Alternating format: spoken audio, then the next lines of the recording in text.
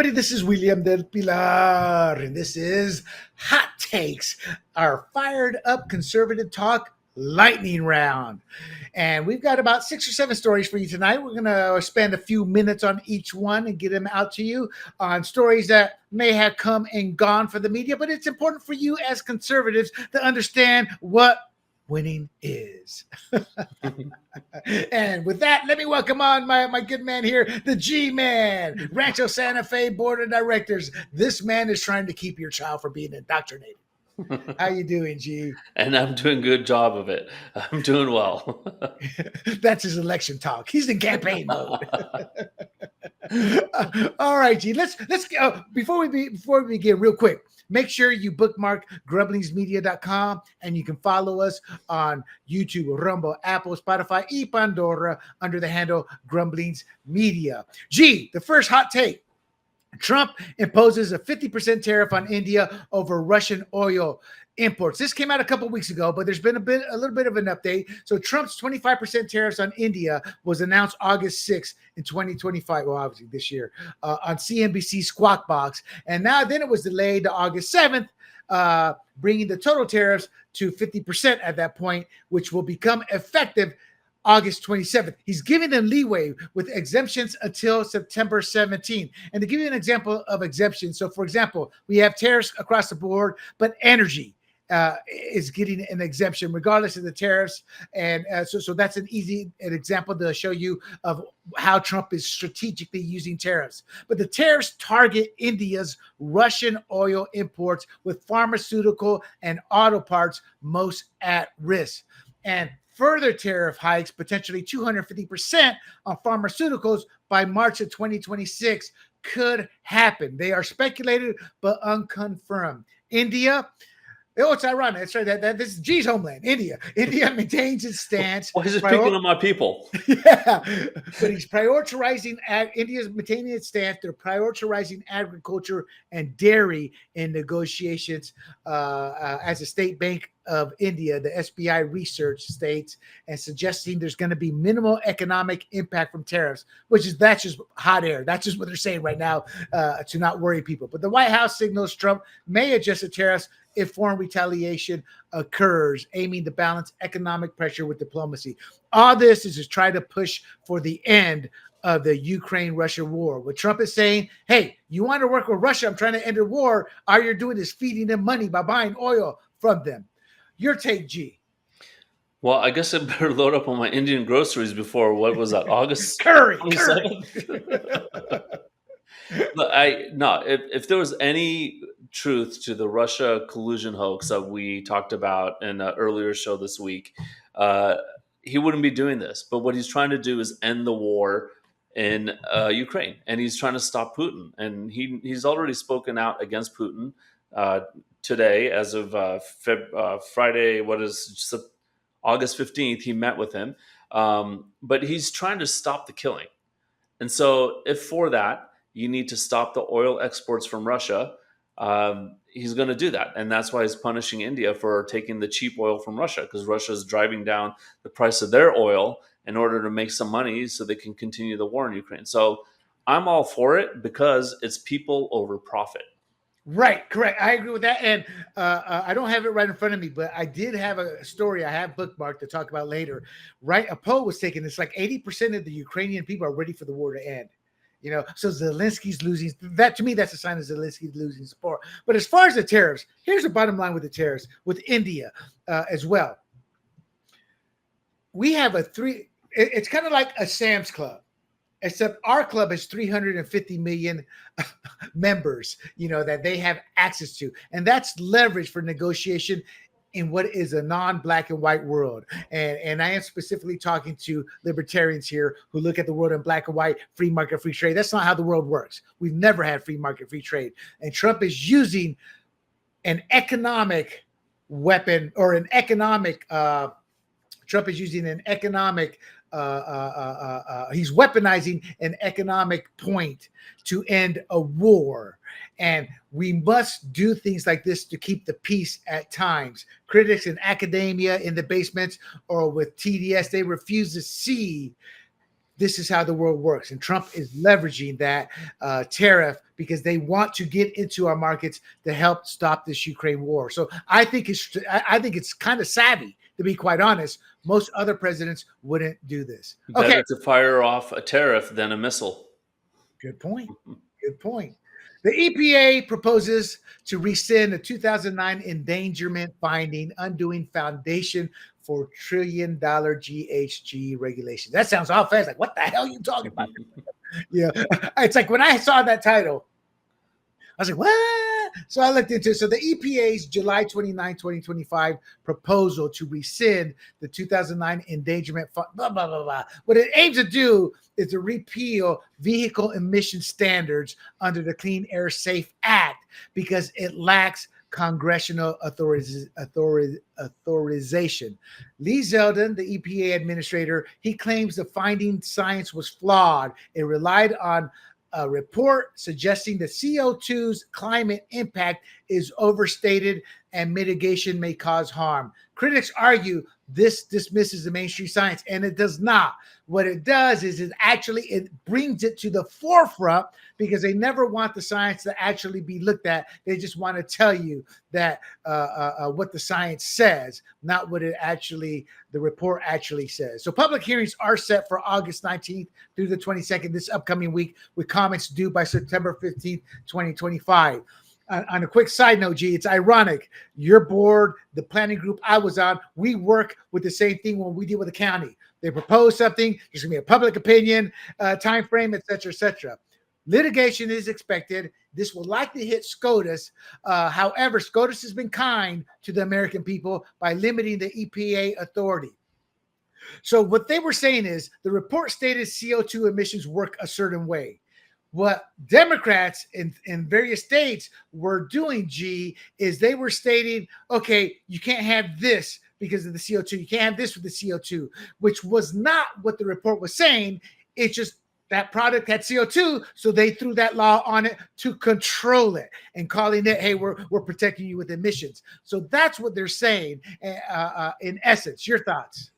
Yeah, I find these environmentalists, they always put out this narrative, and then the end of that narrative is we got to increase a tax, add a fine, or increase a fee, right? And it always comes down to money, which I think is interesting. I saw a Twitter post, and it was a news report that Ted Koppel gave. I think it was 1986 or 1988. And he said, within 20 years, this is what Florida will look like because of global warming.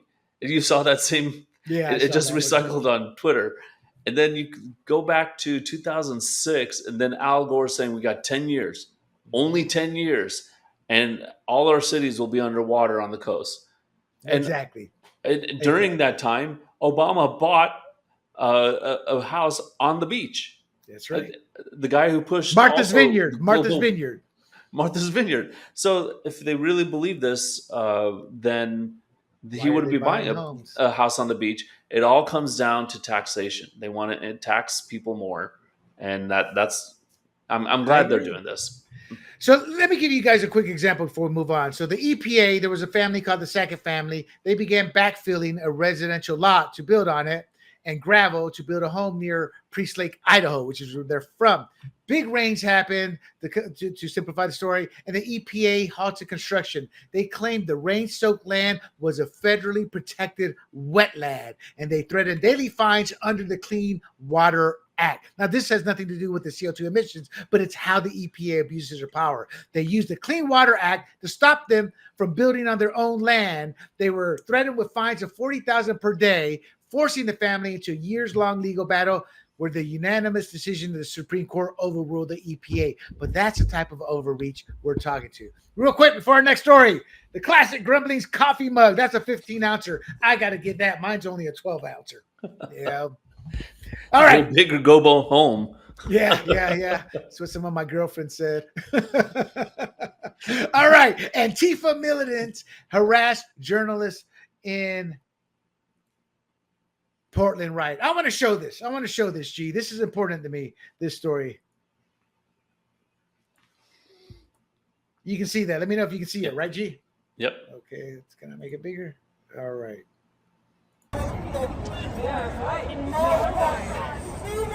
All right, let me set this up. Can you hear me, G? Yep. Okay, this is Antifa. That's a journalist there in the blonde right there walking home, and she's being harassed for no reason by Antifa.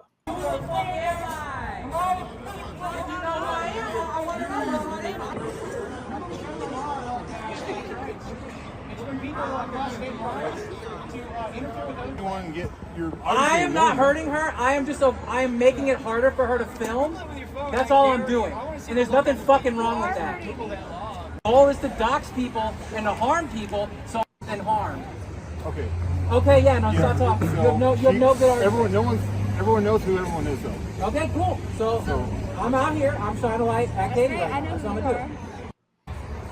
gonna do. You are I do. Is it burn? You are I do. Is it burn a little bit? Who the fuck am I? Turn it up. You know, it's interesting. You guys were talking shit to them, and you're like a $100 soaking wet. They would rock your shit if they wanted to. All right, so y'all get the point. They're harassing somebody who's just trying to walk to her car to go home.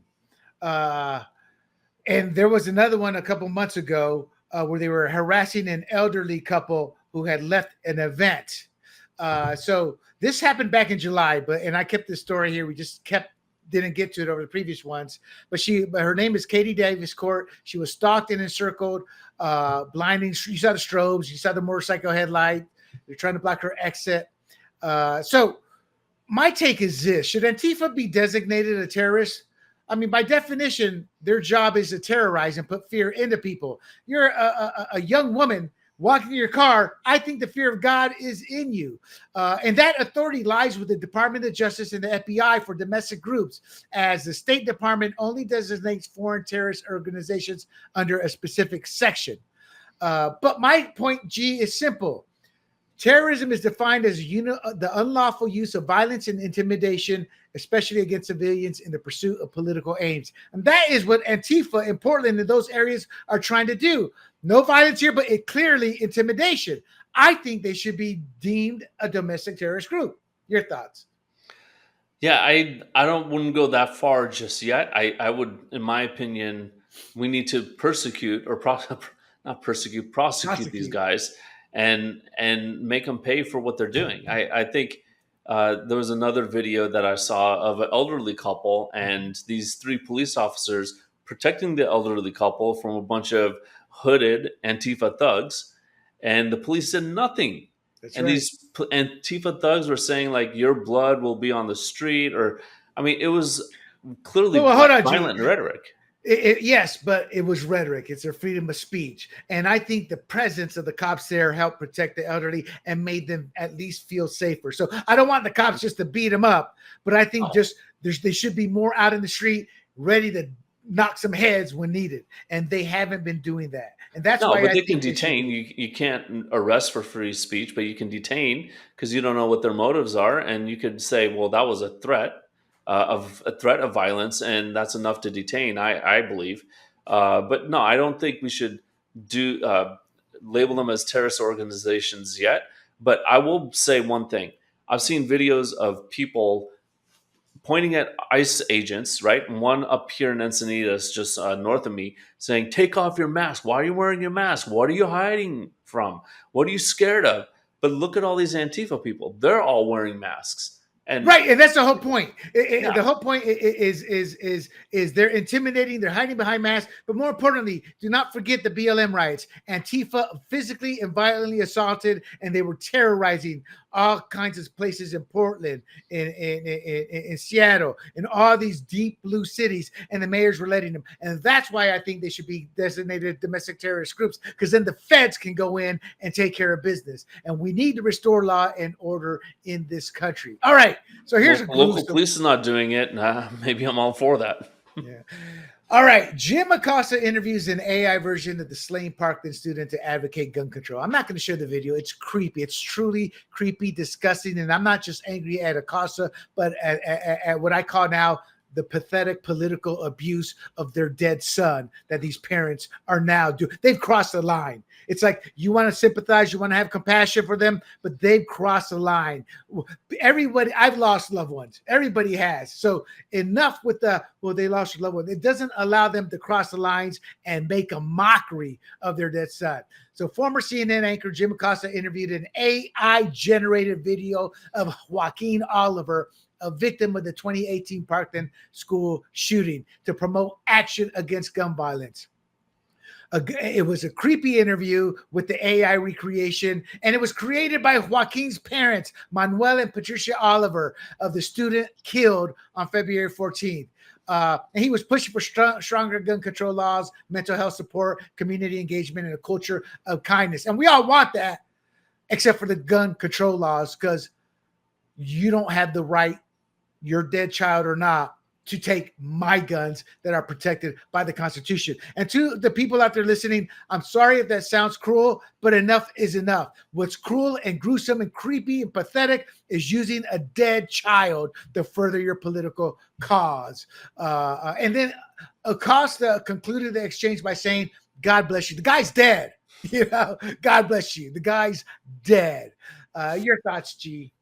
No, I mean, my heart goes out to Manuel and Patricia for losing their son. I know they helped to put this together. So obviously it was basically their opinion. I mean, maybe the son exactly had an opinion on gun control, or maybe not. Maybe he was just a kid, and most kids in high school don't have an opinion about it. So they're just projecting their opinion on their son. That's fine. They have the right to do that. For Jim Acosta to do this and put it on, I mean, he has a reputation. I mean, it takes 20 years to build up a reputation and 5 minutes to destroy it. Famous Warren Buffett saying. So I just think it's creepy. I watched a couple minutes of it, but I just couldn't watch anymore. I know. It was bizarre. And I don't know Yes. if you do that with the TDS has eroded away his brain. He has dementia now because of this. I don't know what happened. And my final comment is another reason I'm angry are parents of their kids, their sons or daughters who have died in war. All of a sudden, it's a different person than the person we knew. I've known people who have died and then the parents, and you're like, no, that wasn't your son. Your son is nothing what you're telling everybody he is. And good, I'm not saying good or bad, but I'm like, parents do not know who their kids are in their late teens and early 20s because we start to live our own lives. We start, no, not my boy. And so that's another reason because they're putting their words into their AI child's mouth. All right, let's speed this up a little bit, G, here. The GHF, the Gaza Humanitarian Foundation, accuses a whistleblower, Anthony Aguilar, of falsifying documents on alleged IDF shootings in Gaza. The GHF is a U.S. and Israel-backed nonprofit that was formed in 2025 to distribute emergency food aid in Gaza. It operates under government oversight, but it's always being criticized by the anti-Semites out there and those who are siding with the Palestinians. In essence, they make up stuff. Aguilar, a former U.S. Special Forces veteran who is now a disgraced civilian, was hired by GHF in May, but resigned shortly before going public. Now, the GHF presented metadata showing Aguilar's memo that he used to show that they were killing people or alleging misconduct, rather, was created and sent after the date he claimed it was. So in essence, he was just lying. Here's the memo, people. See, it says this, and the memo doesn't align with the date he claims. My point here, G, is that it's another lie. I'm not an Israel supporter, but they are. I mean, I'm supporting their right to defend themselves, but it's not like Israel, the Jews own him. The Jews own. They don't. But I do know this: they're our best ally for intel, for strategy, for strategic placement, for everything in the Middle East. And what's happened to them with 6 nations always trying to kill them? I don't have any love for the sympathizers of Palestine because we know the truth. Palestinian undercover video shows. From the day they're born, they're indoctrinated to view Jews as nothing but cockroaches to be genocided. So when I see these stories, I get upset because I know it's not true. But when they get caught with the lies, the stories come and go as this one went. It's a strategic deception rooted in Hamas founding doctrine. Meaning you lie, you use any tactic out there to kill and defeat the Jews, and they become experts in the media. And until the world confronts that reality, then the world itself is complicit in enabling terror. Your thoughts? Yeah, I mean, the quote unquote whistleblower was obviously fired and lost his position. So I think he spread this false narrative because he's upset. But look, like if you think of a war, it's not just fought with guns; it's also fought with pens and cameras, right? The propaganda war is just as important because you can't stop. If you're in Gaza, you're not going to be able to stop Israel from attacking your group, right? The militant group. But what you can do, at least not with guns, but if you can convince the world to make them stop, that might work. So that's what this was an attempt of. And I think it's going to fail. Yeah, Israel's losing support by the millions, but they don't care. And I align with Israel on this. I've seen too many videos from 30 years ago. These children are taught to hate Jews just because they're Jews. And that's not up for debate. It's part of their culture. All right. Brown University resolves a federal compliance review. It restores $50 million in research funding the government did, but there are other universities following. So Brown struck a deal, on July 30th with the feds to lift funding freeze, and it resolved 3 civil rights reviews. They admitted no wrongdoing, but they anteed up $50 million over 10 years to Rhode Island workforce groups. And they're going to ban race-based outcomes in admissions, diversity. They're going to update the Title IX to go back to what it should be, protecting girls. And it's going to curb gender-affirming care for minors. So the reason I'm bringing this up is it's simple. Harvard's going to follow with a potential $500 million. They've been in negotiations for over a month. Duke University is seeing an ongoing investigation, and UCLA was just hammered with the exposing of the Jew exclusion zones, which areas where Jews were not allowed, which is pretty much bigotry. You can't call it racism because the Jewish culture race. It's not a race. It's a religion or it's a country. I forget how they word it, but technically it's not racism, but it's bigotry. It's hate. And that's where the Trump administration is going after. And these schools are settling because they know if they go to court by law, they will be found out, and it could be even worse. Universities exist to foster free thought and open debate, not shield violent protests masquerading as speech. And I'm referring to all the anti-Semitic protests that were being done across campuses across the nation. Your thoughts on this? Yeah, thank God for the Republicans. I mean, ever since the Republican Party started in 1865, they've been pushing for treating everyone the same, right? That's the whole goal, is you don't show preference for someone based on their skin color or gender, or religion. So I think this is the right move, and I'm glad they gave in to the federal government, who just wants them to treat everyone the same. That's right. It comes down just to that. And I just had a discussion last week with a friend of mine from North Carolina. We talk a couple times a year. And he says, well, how are we going to help Black students, Latino students? And I said, you know how we help them? We go to where the problem starts, at preschool, grade school, middle school, and high school, and prep them so they can go to college. We don't need free slots for them when somebody who is more deserving can have that slot, because we want to create the best in America, the smartest and brightest. So we have to look at where the problem originates and deal with it. And then you're going to have a clear, you're going to be able to select from every culture, race, creed, religion, whatever you want to call it. But right now, it's not up for debate. The facts bear out that our kids, especially minority kids, are not graduating on the same level as Asian kids, for example. So that's how I see it. That's how you take care of the problem.